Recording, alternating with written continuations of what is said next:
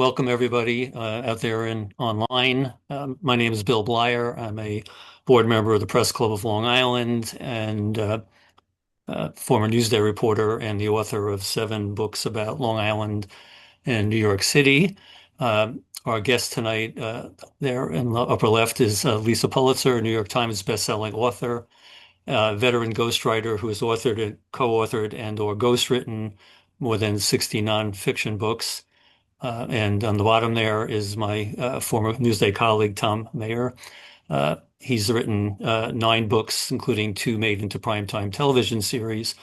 And, you'll hear more about all this as we go. We were supposed to have a book agent with us, but she had a last-minute scheduling conflict. So we'll talk about agents from the perspective of us book writers. So let's jump right in here. Um, I guess the first question most people have is, do I have a book? Do I have a book in me? Do I have a topic that will make a book, and will anybody want to publish it or buy it? So, Lisa, why don't you start off with that? How do you know if you got an idea that's worth turning into a book? I think basically, I know in my case, I did a lot of books where I was actually reporting first, or I was working on a story first, and it felt like what I was reporting and the space in the newspaper that I had was just not, the story was really not being completely and told. And so when you start seeing that you have a whole story and a backstory that you can really fill pages with, and there's a lot more that you want to say that is not going to fit into your newspaper column. That is basically an indication that there is possibly a book for you to sell, especially if it's a topic that is of interest to a broad range of people. That's how I started. Basically, was I was reporting for the New York Times, and a couple of the cases that I was covering lent themselves to actually paperback books. Um, Well, the question again is how we got into it. Is that it? well, it's how do you know you have something that's worth trying to turn into a book? Well, I think a lot of us cover various different subjects, or you have a beat and such. It is often the case that people will do a book off of their beat. They become an expert in a subject.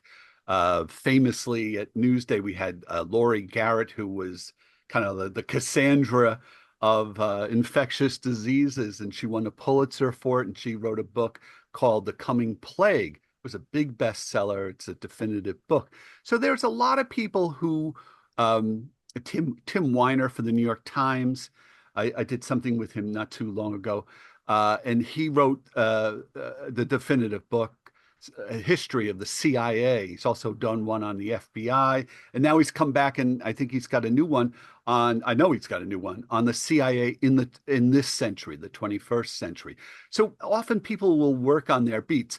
I have to say, my own experience was such that I covered the Tylenol murder case, which was the where people putting whoever it was, they never really solved it, but it was putting cyanide into the capsules of Tylenol.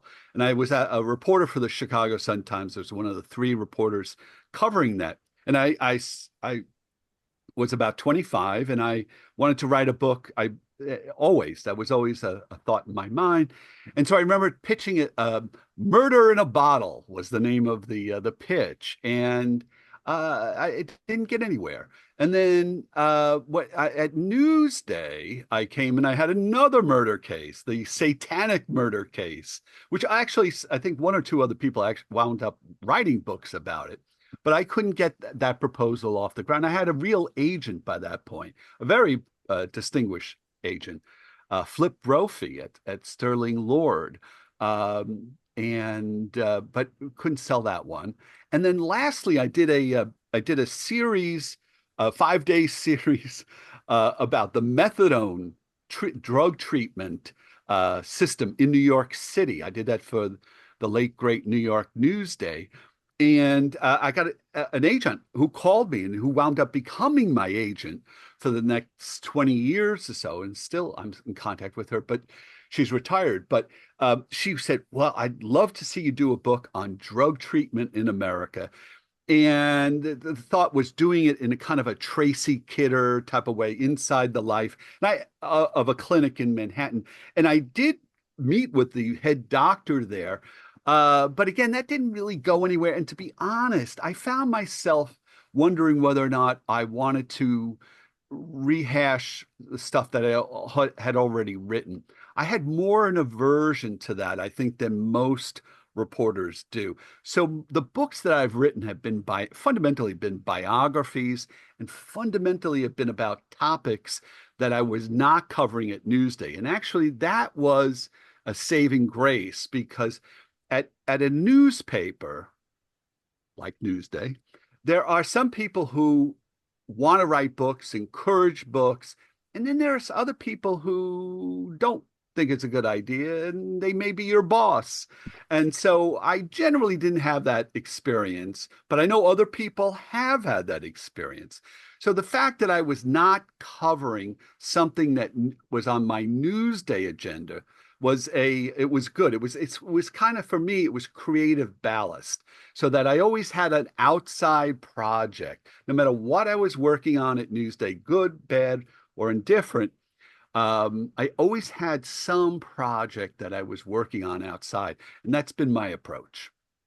Yeah, in my case, it's, I was sort of what Lisa was talking about, and when you start at the first case that Tom you mentioned is working off your beat, because I specialized in history, maritime issues at Newsday, and all my books pretty much fit into those categories. It was always something like Lisa said, where you write the daily story, or you write a takeout for the weekend paper, then you keep accumulating information, and it's like, okay, maybe I'll do a magazine story, and then I still have more I want to say, more information, and or people come back to you after they read your stuff and say, wait, you didn't talk about this, you should get into that.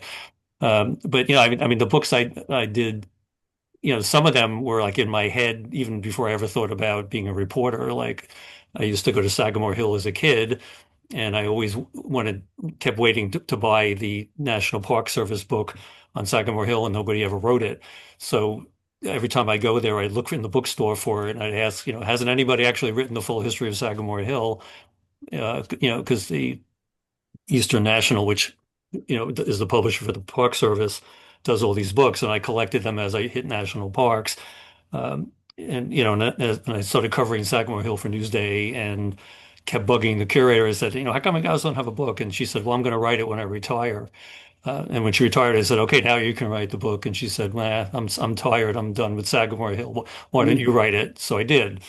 So a lot of the things to me were obvious, even well before I became a journalist or thought about leaving Newsday and writing books and just filling niches. So, it's a good head start if you've done a lot of my stuff is based on, decades of reporting about shipwrecks and things. So it's just sort of a natural outgrowth. Um, but Tom, you mentioned that some didn't get off the ground. Any idea why they didn't fly? Uh, Sometimes I didn't know what I was doing. It wasn't, particularly in the beginning. Um, no, not particularly any reason. The first one in Chicago, I was a Chicago reporter, and I don't even know if I forget even if I had an agent. I think I just was sending them to publishers. I think you need an agent. By the way, though, Bill, just to go back with what you were saying, I was curious. I think from just having watched your book writing career, in addition to watching your reporting career at Newsday, it seems like you've been able to build your audience as well. That you have a kind of a good working relationship with the publishers that you've had, and that you've been able to build your audience as you go. Is that impression correct? Yeah, I've been lucky. I mean, all 7 books, and I'm working on 8 now. Have all been with the History Press, because um, when I was getting ready to leave Newsday, I had the Sagamore Hill book in my head already, and then I've been a Civil War buff since I was a kid, so I had written a lot of Civil War stories for Newsday, and the 250th anniversary 150th anniversary was coming along, and I said to the my expert that I always dealt with, Harrison Hunt. you're going to write, and he always said he was going to write a book about Long Island during the Civil War. And I said, well, where is it? And he said, well, I'm working on it. So when I was getting ready to leave, I was planning to do the Sagamore Hill book. And the head of the Society for the Preservation of Long Island Antiquities, who I had lunch with, she said, well, you always talk about the Civil War. Why don't you do that book? And I said, well, Harrison Hunt's going to write it. And she goes, well, if he hasn't done it in 20 years, maybe he's not. Why don't you talk to him and see what's going on? So I actually called him right after lunch and I said, all right, are you going to do this or not? Or maybe we could do it together. And he said, well, let's do it together because I'm never going to get to it otherwise. So, um, but then when I decided to do the book, I talked to people like, prominent historians like Natalie Naylor from Hofstra, who had written History Press books, and said, what was it like to work with them? So I contacted them, and they turns out they had done Civil War books all around the country, and they loved the idea. Um, and they do very nice trade paperbacks on glossy paper. They help you promote it. Um, and they were a pleasure to work with. So I just kept going. Yeah, I think building your audience is an important thing, and recognizing who is the audience for your book. I think that's a question that every first-time book writer, but any book writer, I think when you get involved in a project, you have to ask yourself, who's going to be the audience for this book? And there's there's a lot of old maxims in book publishing. One of the ones that I always found amusing is that a lot of millions of people drink water, but it doesn't necessarily mean that millions of people want to read a book about water. Maybe some do, but it's not, I had that experience with Dr. Spock. I wrote a biography of Dr. Benjamin Spock, and he was alive when I did. It was done with his help and cooperation. It was an independent book, but it was done. And at one point he said to me, I thought, well, with Spock, he wrote the baby book. It was the greatest selling book ever published in America at that time, second only in sales to the Bible during the baby boom era, which was like about 30 or 40 years. And so I definitely thought that some of those folks would be interested in his life. And he was the one who told me at the very outset, he said, people are interested in my advice, but they aren't necessarily interested in me. And I think to some extent he was kind of guarded about his private life, and of course I was headed that way into looking at his private life. But understanding who your audience is, I think, is really, really, and making sure that you write books where there's a discernible audience for it. Lisa, so with all of your books, have they been different publishers, same publisher? Well, I've been publishing mostly with like the big five. So it's HarperCollins, Macmillan, Simon and Schuster, and I have a very specific niche that I started out with. And I was lucky enough to be on Long Island when we had all these crimes happening, and there were no reporters from the New York Times out on the island. And so I was in the courthouse all the time. So at 25 and 26 years old, I was sort of the crime reporter. And that was a time where everybody was interested in true crime. So I was covering a case. Of course, it was a serial killer. Of course, it was on Long Island. And of course, the publishers that love serial killers. And so a friend of mine, Joan Swirsky, who some of you might know, who covered extensively the whole breast cancer hotspots on Long Island, was doing a book, and she had an agent. And that, I want to tell everybody, is probably the most important thing that you can do when you're working on trying to get a book, is to get an agent. It is almost impossible. It's probably harder to get an agent than it is to write a book. But basically, the publishing houses want you to be represented because they don't want to deal with an author. They want to deal with an agent. And so I was lucky enough to get this agent from my friend Joan, and was selling that book. And once you get one, and once you have one credential, it's a lot easier to sell again because you've proven that you can meet the deadline, that you can actually fill an entire book. Because a lot of publishing houses really worry that you can have a great idea, you can even have a great proposal, but they want to see that you can actually complete a book.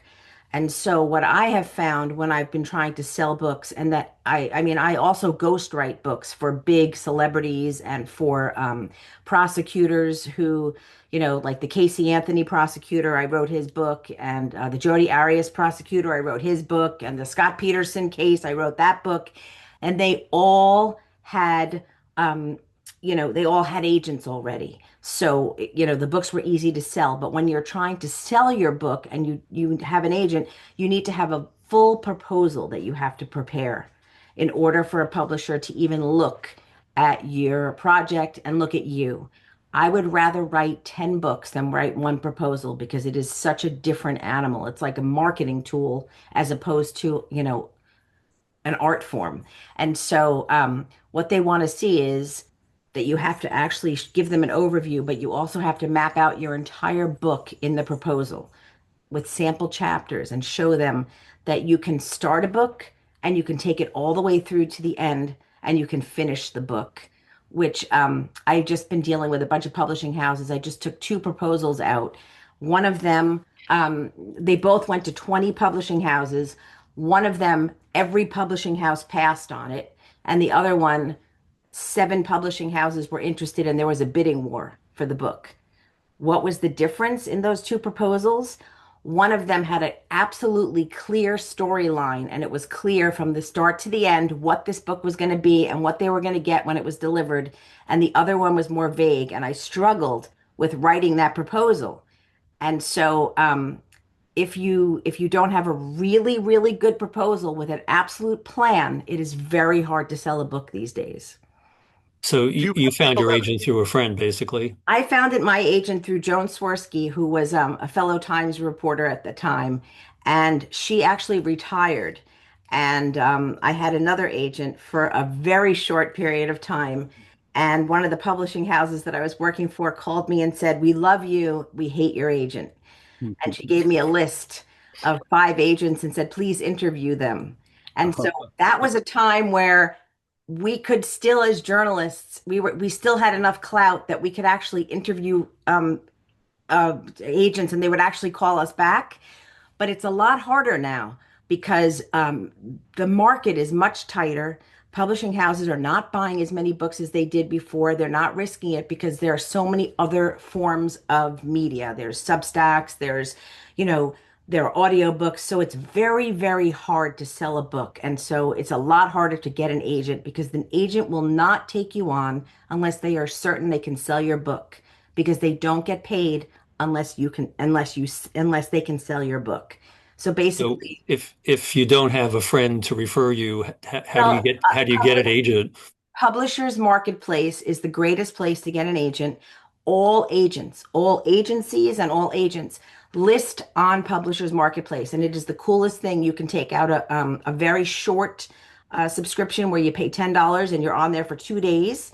You kind of punch in, first time author, what your topic is, what you're looking for, and you will literally come up with all of these agents who are going to say whether they are or not taking new clients. And they will also have a wish list. And it's literally a list of the kinds of books that they're looking for. And they will also give you very specific submission guidelines that they're going to want from you. The first 10 pages of your book, the first chapter of your book, a huge overview and a bio. So each one wants something different. So that in itself is a job. Literally, to try and get an agent is like a full-time job. But this is your best resource. And everyone I know, all of the agents that I deal with, they all have a page on Publishers Marketplace and they all have their wish lists. And they really do get these items. But you must remember that the person who's probably doing that first read is probably not the agent, but an assistant. So there's going to be somebody screening it before it actually gets to the agent. But still, that is a great way also for you to do research to see what people are looking for. Because a lot of agents, like right now, I've been told that the hottest books out there are called romantasy. I don't know what that is, but that right now is the hottest kind of book out there. So, you should really look at these things because they're going to tell you, we want fiction, we want nonfiction, we want romantasy, we want, we want, and they even might spell it out, what kind of characters they want. So it's really a great resource. Tom, do you have a kind of interesting experience getting agents and keeping agents? No, I was pretty successful with lucky, not successful, lucky. The as I mentioned, I did a series for New York Newsday, and an agent at Sanford Greenberger, her name was Faith Hamlin, called me. We had lunch, and I wound up doing several books with her. She was great. She was my agent for about 20 years. And then I had a fellow named John Wright who represented Robert Dallek and a number of historians, biographers. And he happened to be a friend of Faith's. He had his own private agency, and it was great. I mean, he was a very chatty fellow, but he provided me, and it's still on my deck. As we're talking, I'm looking at it on my desktop here. He had a thing called Building a Prospectus, and it was kind of a checklist of how to write a proposal. And I don't know, I was a Boy Scout as a kid, and you would have like a little checklist, make sure you don't forget a poncho or forget, your two pairs of socks or whatever. It's this type of thing, building a prospectus. And it was very thorough. I mean, I know the proposals that I have given usually are close to 40, 50 pages, and sometimes even more than that, depending upon, what I'm trying to get, which is usually a good advance, a really, decent size advance. And but those two agents were really good. Unfortunately, John Wright was a fairly elderly man when I became his client, and he passed away just before COVID. So I now have what the constant in my career has been an attorney out in Los Angeles, an entertainment attorney who's been involved, I'm now going to be working with a manager that he works with that represents a number of very large, big names out there. And that I would be careful though about getting involved with anybody who can't return your phone calls or writes back to you with K. I had one agent very briefly uh, that would write. He actually wrote back K on it, and I'm not going to take up a lot of your time. And I kind of know what I'm doing, but if I'm knocking on your door very infrequently, I do expect the courtesy of being engaged, particularly if you're going to collect 15% of everything that I make. So, Okay. I think that's important. Bill, We have a question on this discussion. Should you have a few chapters done before looking on Publishers Marketplace, or just start there first? I would start there first and I would look to see what they're asking for because sometimes they're not asking for chapters, but they're asking for like an overview and a bio. Or, each one has a very different what they call a wish list. And so I would spend if it were me and I was starting out, I would go on there and spend a day or two and just kind of go through and look at these agents and look at their wish list because you're going to see a theme. Some of them actually want a full proposal. Others just want one chapter and a bio. So really look and see. I also want to suggest, as for me, I was a journalist. So, there's the credential that we all have as a journalist. People trust you more because they know that you can actually, deal with information, you know how to dig. You're not going to give them something that they're then going to have to vet and not be able to publish. So you automatically have a good credential coming as a journalist, which I think is a big plus. I work for my agent right now represents solely ghostwriters who are former journalists, and that's a great way. Also, if you want to get into book writing, there are two agencies in Manhattan. One is called Gotham Ghostwriters, and the other one is my agent, which is 2M Communications, and both of them represent writers who are really journalists and they're looking to do books, but maybe they don't have a book right now at the moment, or maybe they do have a book, but they don't have a credential and they need one. And so they need to publish something. And they hook you up with somebody who's looking for a writer, obviously, who can't, most people, who have book ideas can't write.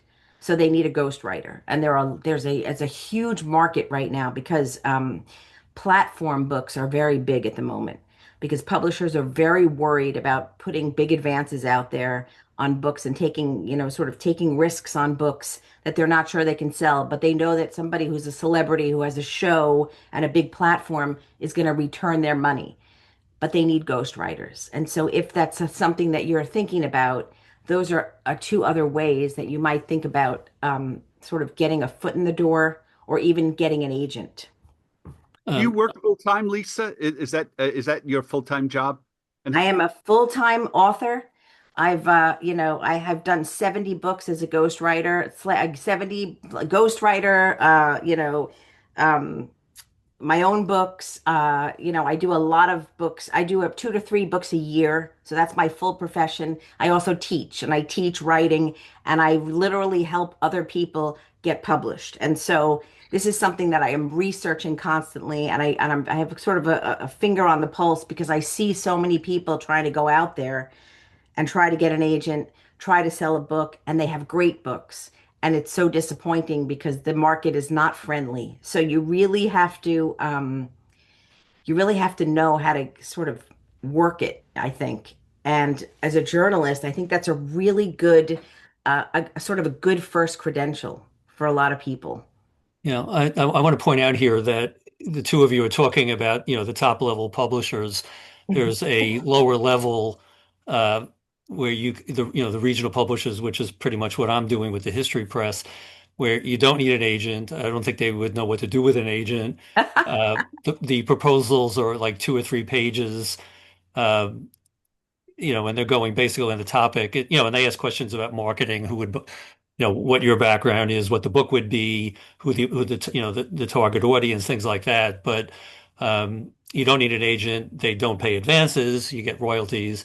But if you're getting you're getting into the market, that kind of regional publishers are, a lot easier to crack. And So they're also hybrid, Bill. This is a really new thing. This one book that I just took out, and there were the 20 no's. Well, this was an agent from the United Talent Agency, UTA, which is one of the biggest agencies out there. They're in LA.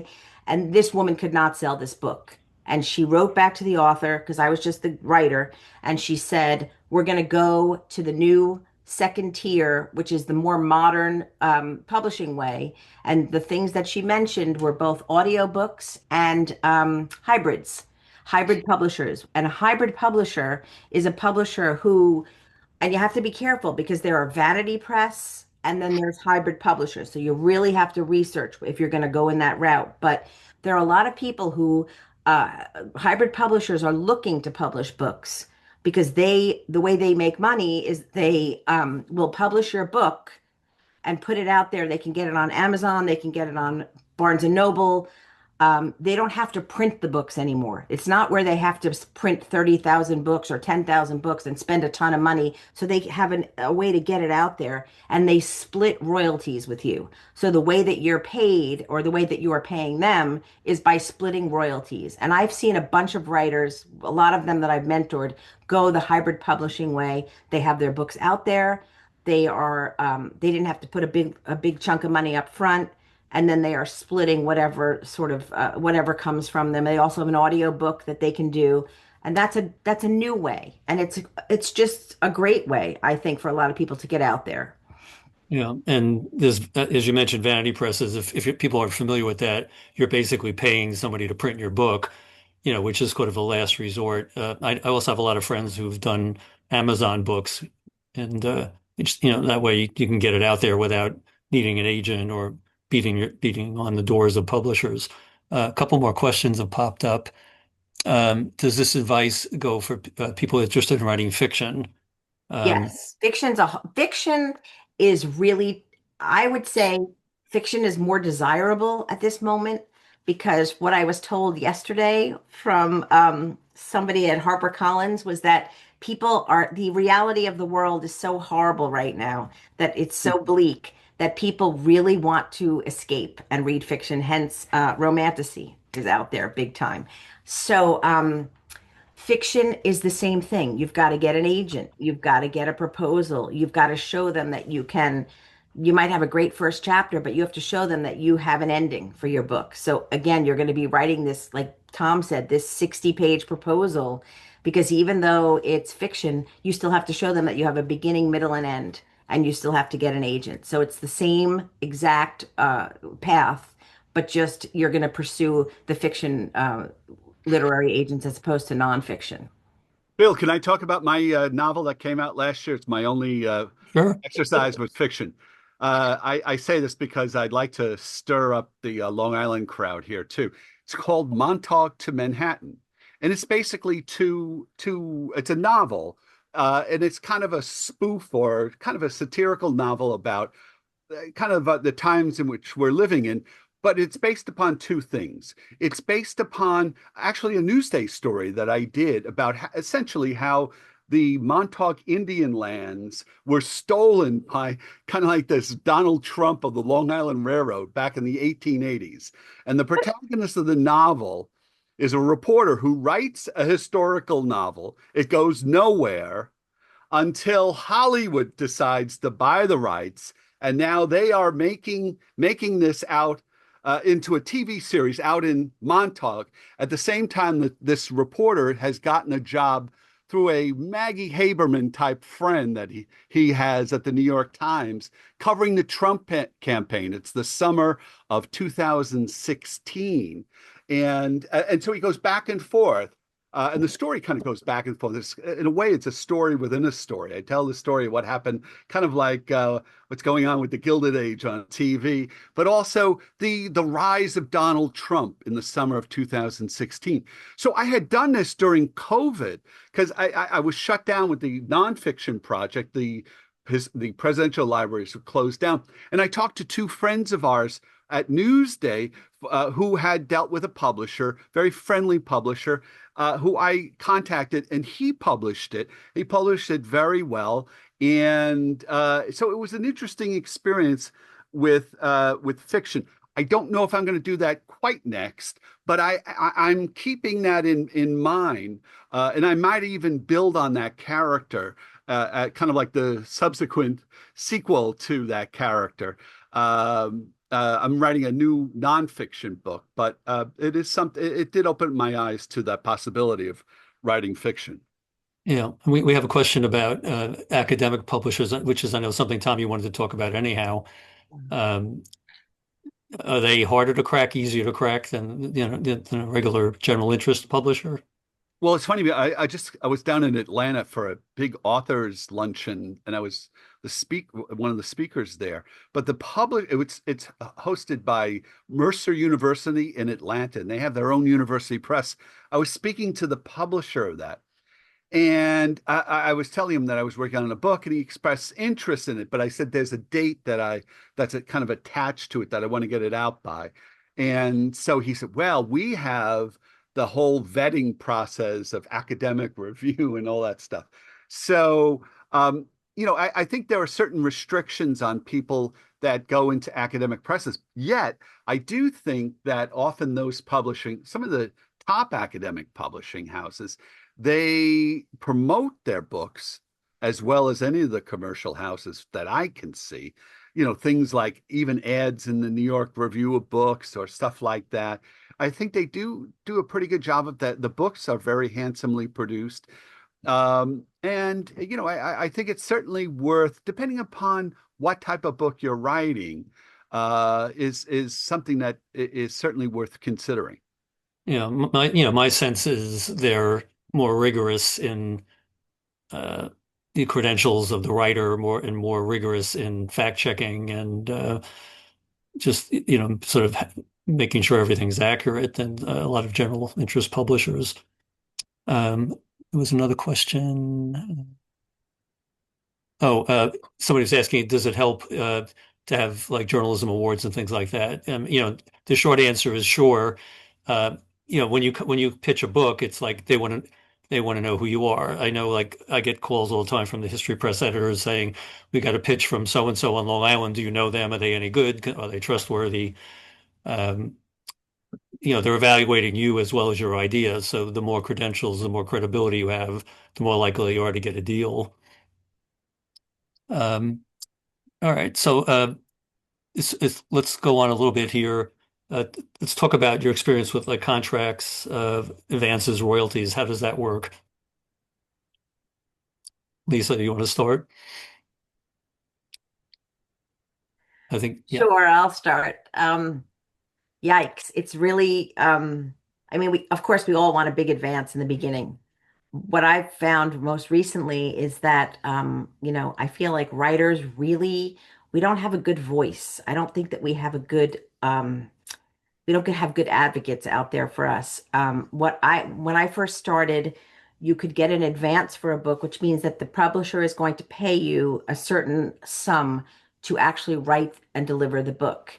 And you would get paid half of that advance on the signing of the contract, and the other half would come on what they call D&A, which was delivery and acceptance, which means that the book has to be delivered, and then the publisher actually has to accept it, which means they have to say that they have to send it back to you with their edits, and you've got to fix the book to how they feel it should be and put it into a publishable format before you receive your money.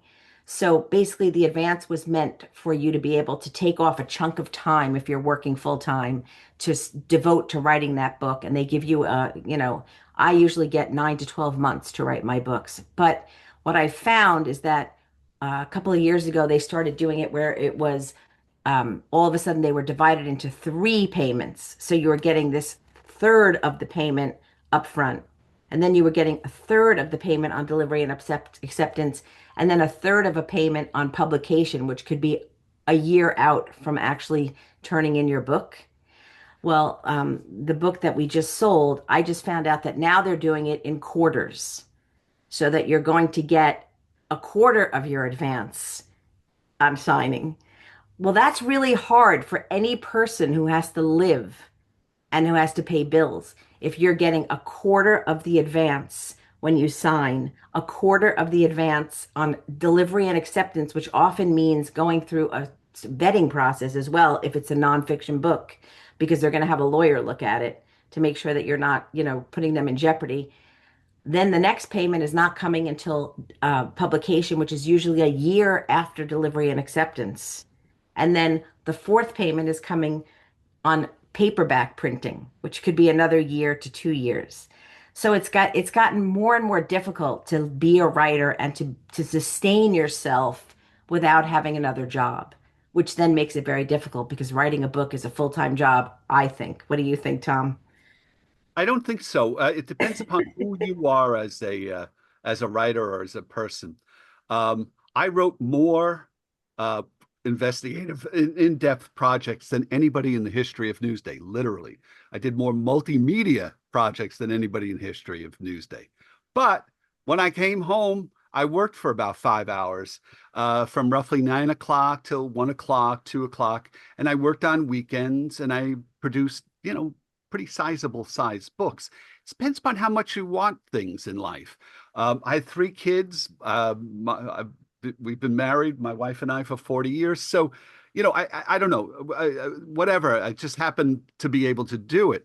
But I also think an agent, or with all due respect, Lisa, I think if it's your full-time gig and you have to pay, the lights will go off if you're not getting money from this. That's one thing.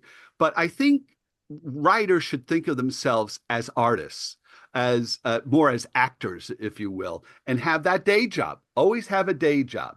It can give you ballast, it can give you grounding, it can give you a salary, a constant source of it. For me, it was Newsday. Newsday had a lot of really talented writers, still has a lot of talented writers, but it was always my day job, and I always kept, I've been doing book writing since the late 1980s. So, it's something, and actually, it's funny because I retired 2 years ago from Newsday, and it kind of confirmed to me something I always feared, which was that if I had left Newsday, the worst boss that I could possibly have is myself.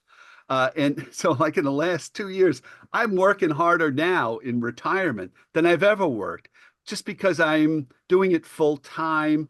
I'm doing exactly what I want, but I don't have to pay the bills, thank God, for that. With what I'm making, and so I think I make decisions also not what my agent thinks will sell, but what I genuinely are interested in as a writer, what I think an audience will think, what is has journalistic or literary merit, and I will do that.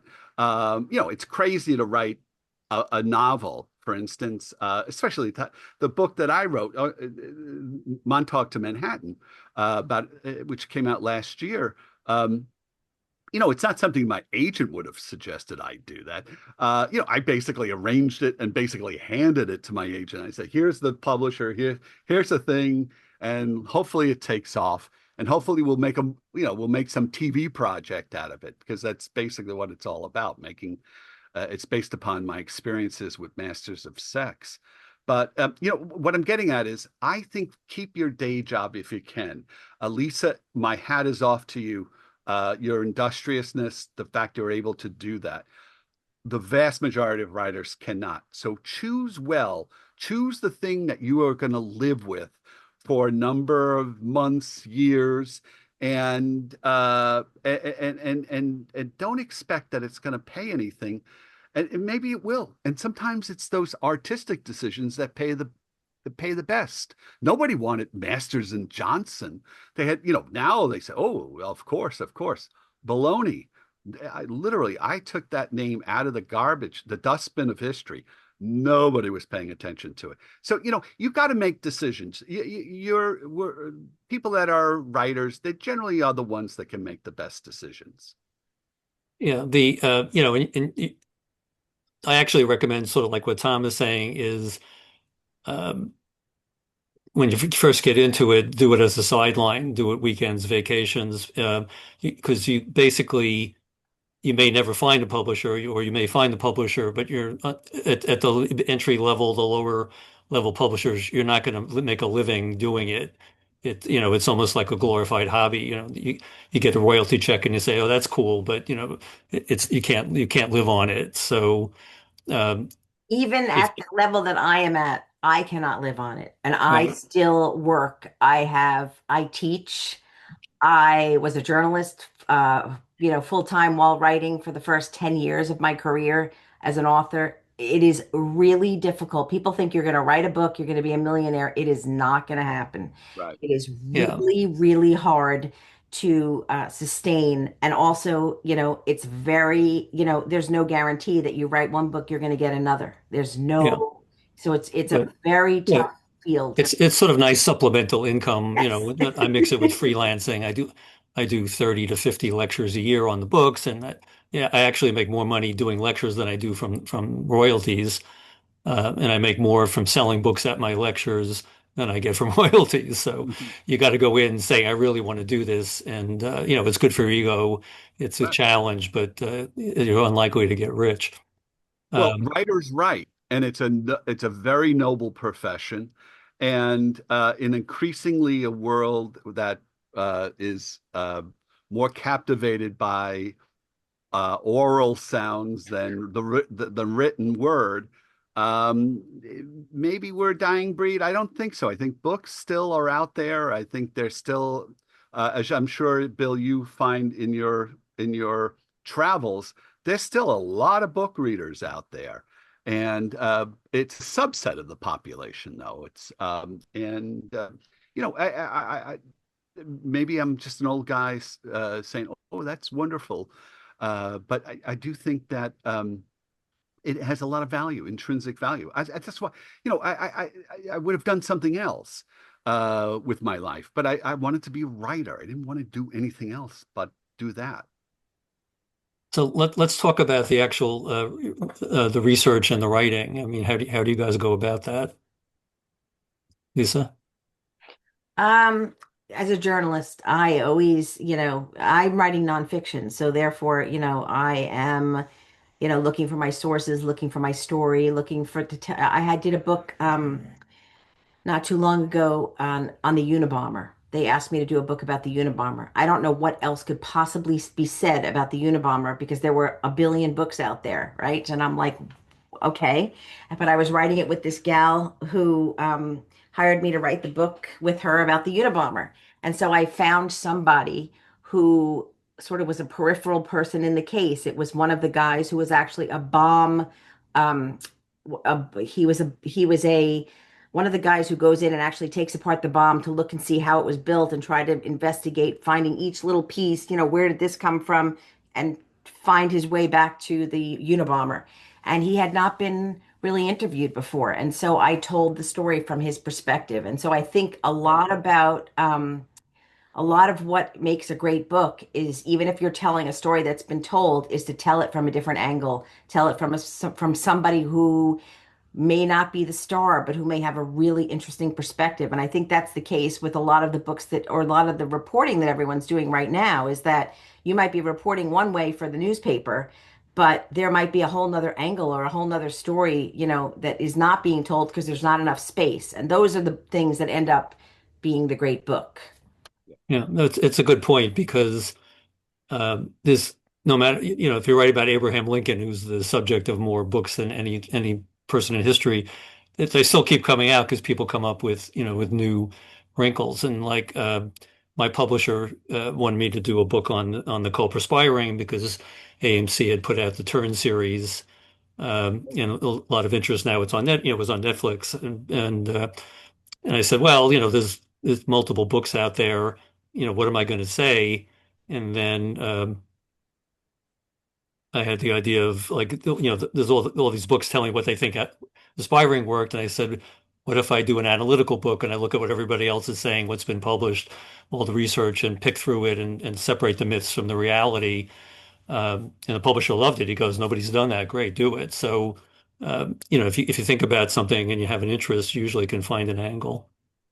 Yeah, I But think framing a story is really important, but either in the proposal or ultimately how you pursue the book itself. I did a book called Mafia Spies.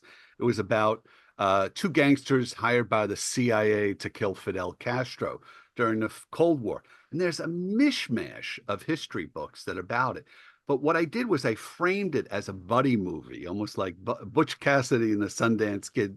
Instead of jumping on horses and riding away, these guys jumped on jets and they would fly away from Havana to Las Vegas or whatever. It was back in the 60s. But once you have the right framing of a book, that a lot of things fall into place. And how do you get that framing for a book? Well, I think if you look what's been read, yeah, what's been written out there, but also talk to either your agent or talk to friends, particularly friends who are writers, and they will help you think it out. Because clear writing is the result of clear thinking. It's the thinking process that is often the biggest difficulty. so talk about your research and your writing process. Lisa, why don't you start? I usually I've written a lot of books for my writing is very sort of journalistic because I've done a lot of books. I somehow got slotted as the woman who writes about women who escape from cults because I've done a bunch of cult books. So I did a book for the girl who escaped from the FLDS and a girl who escaped from the Westboro Baptist and someone who escaped from Scientology. So what I do is I usually have a subject. And so I spend 2 to 3 weeks with them and I try to get to know them. I get to know their story because I also have to get their voice because I'm telling books in someone else's voice. So I'm a different kind of an author because I'm also sort of a ghostwriter with my name on a book. So it's, so mine is a little bit different. And uh, I try to find the pieces that if somebody said to me, what is this book about? Right? I try to find that one paragraph, the most interesting thing. And I think that is really helpful as a journalist. Like, look at your topic, look at your subject, and really dig in. And if you were going to go to a dinner party and somebody said, what's your book about? If you can come up with that paragraph, then you have the beginning of your proposal or your overview.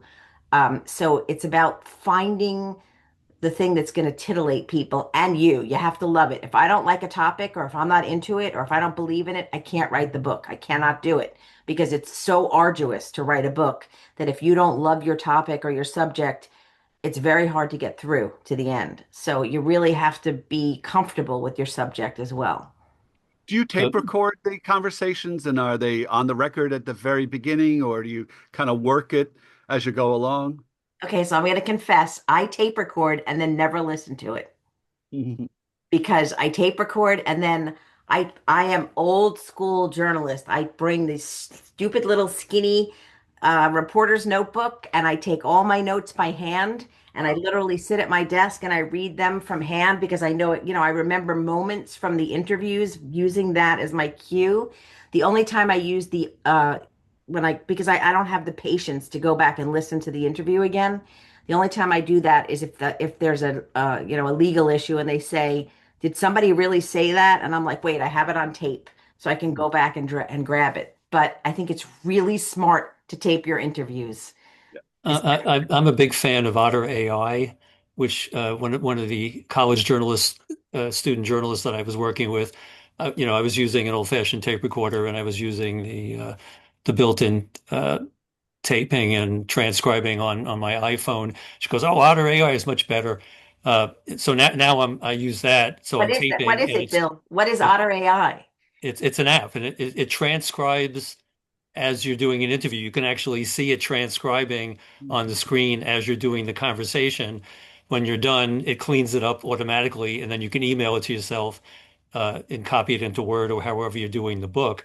It is such a great thing, and it's free for a certain amount, I think 30 hours a month, and then you can get a professional subscription if you need more than that. But it saves so much time. It's just an amazing resource. So if I'm doing any kind of interview for, a Newsday story, a magazine piece, or the book, that's where I go now. It's just What do you do, and, Tom? you Well, still I try to tape you have record. you have the tape. If the lawyers want to back up, the tape, the conversation is all there along with the transcription. Yeah, exactly. Tina Brown claimed that she never spoke to me for my first book. Which is bullshit. I interviewed her at the at the Royalton uh, restaurant at 44 at breakfast. Right, it was like sitting with the Queen, and I had my tape recorder right there, so she knew that. And I had a subsequent interview with her, so I have the tapes of those. And I have tape recordings of tons of people. I saw somebody who wrote a new book about William F. Buckley, and I told him about my interview with William F. Buckley, talking about Cy Newhouse and about Roy Cohn and all these other folks. So I have like a whole load of tapes that one of these days I'm going to bequeath to somebody if they're at all interested. But I also, if I was a young person starting and with a type of book that I would try to think of in a multimedia way as well. Not only what would I maybe tape record it, but some of the key interviews, I would try to invest in a relatively inexpensive camera kit so that you can videotape the film, sit down interviews with people. Geez, I saw something on Macy's for $2.99. I was going to get it from my son who just has a new baby as a Christmas gift. My wife said, "No, no, no. They use it on their phone."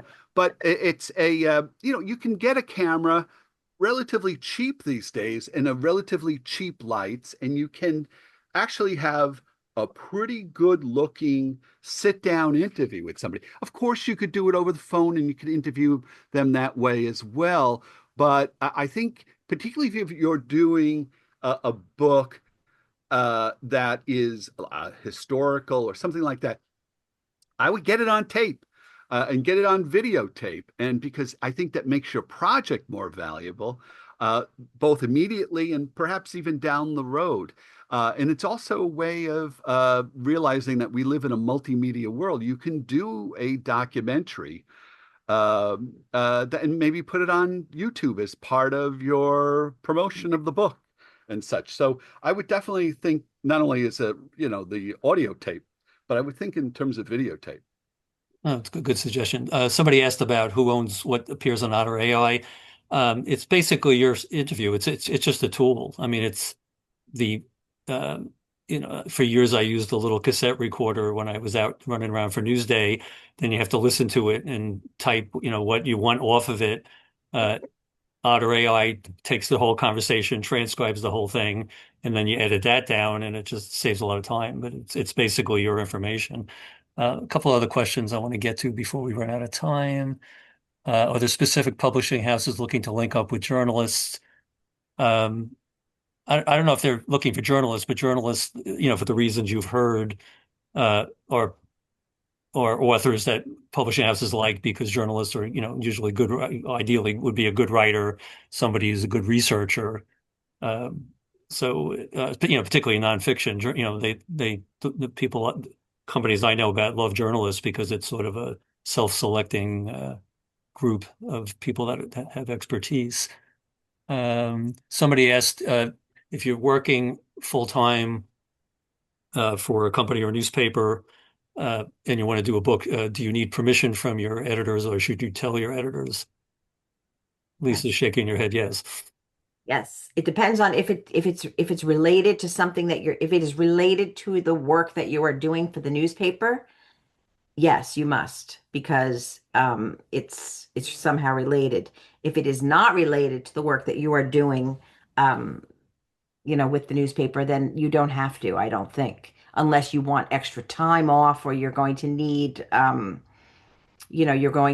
something, something from the company where they have to understand that you're actually doing another project. Yeah. I think Newsday and any newspaper or media organization where if you're under contract, if you're a unionized employee, it's usually in the contract that you have to get their permission for it.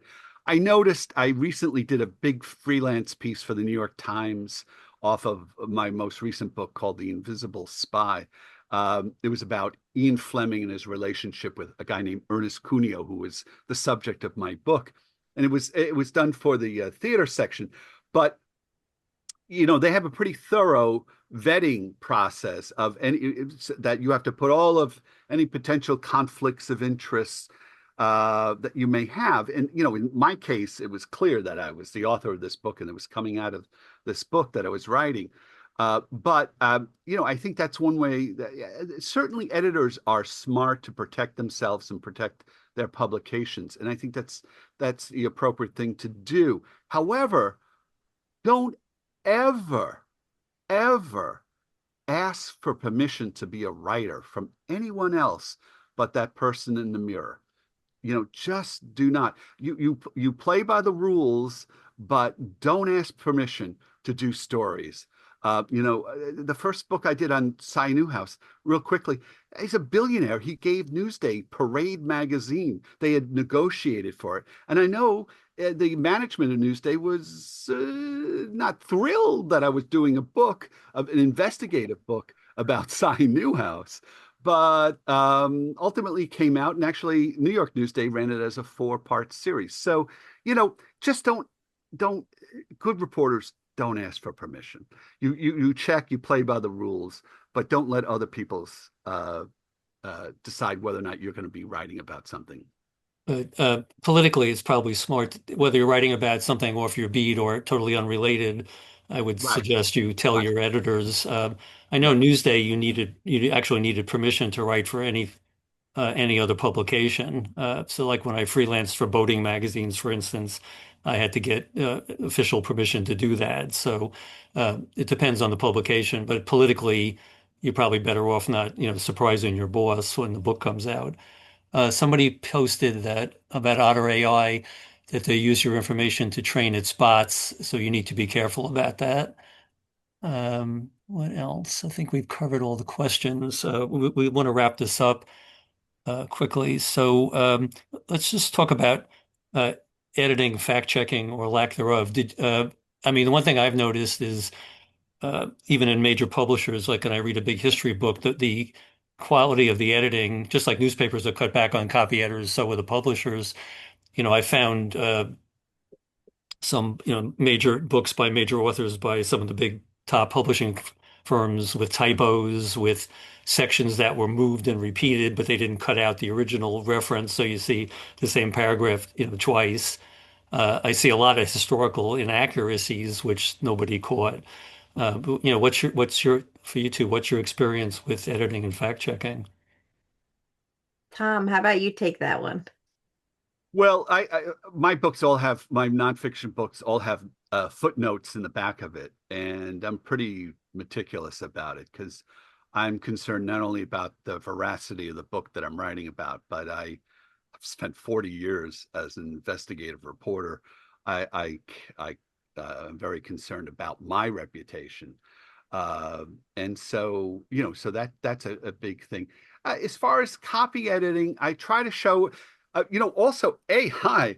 I have recently, I'm writing a new book, and the other day I put just as a lark, I put a chapter that I had written into AI and said, check the spelling, check the grammar, and check the factual veracity of it, for any factual errors. And any markings, please make it in bold so that I could see them all. And it was terrific. I think between Google Gemini and Copilot on Microsoft, I think those are two real great wonderful tools that are just being tapped into. But I mean, do you find is there any fact checking at all on your books after you turn them in? No, because I think book editors generally, as you kind of alluded to, well, no, the answer is not no.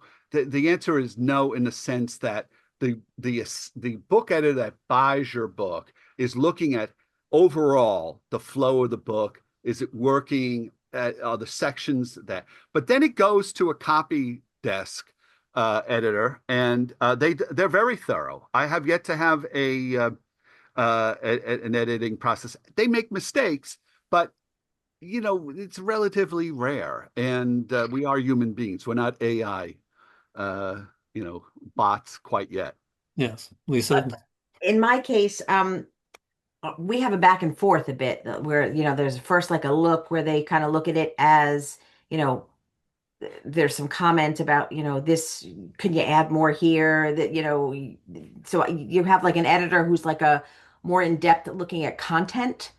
And then once the book is sort of set in stone in the content, then it goes through a copy edit. But in my case, mine also goes through a legal vetting because I'm writing most often nonfiction, and they're usually, people, they're stories.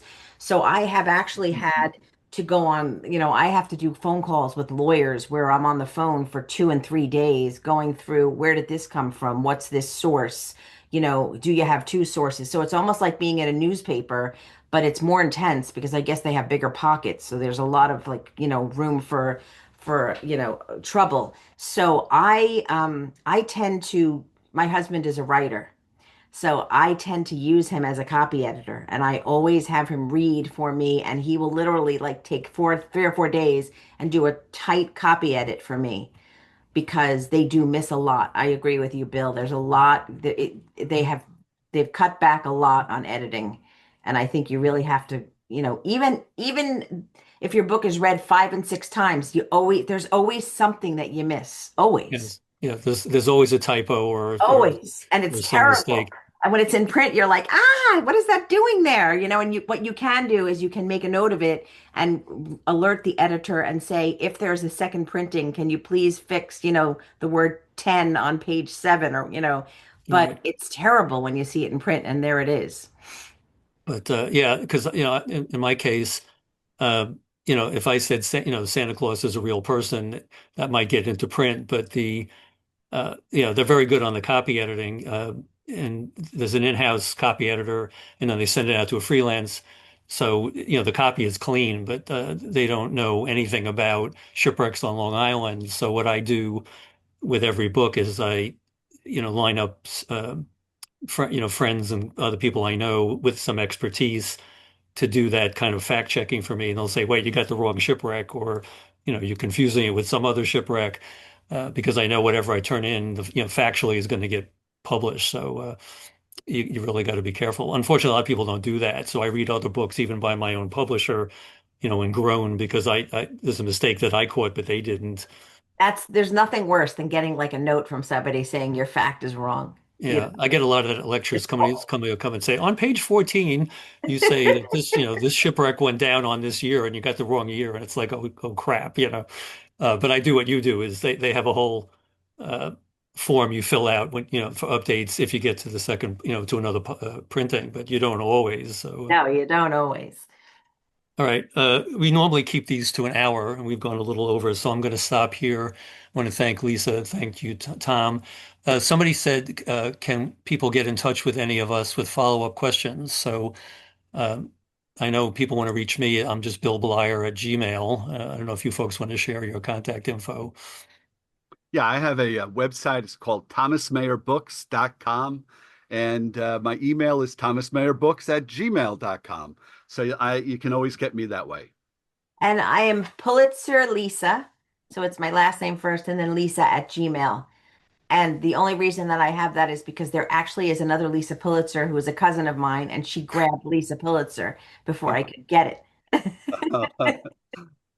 All right. Well, thank you both. Thank you all for tuning in. We actually have people from all over the country, thanks to SBJ.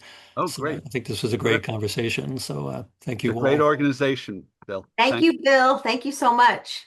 Okay. All right. Take care, everybody. Thank you. Take care. Happy holidays. Yes, happy holidays.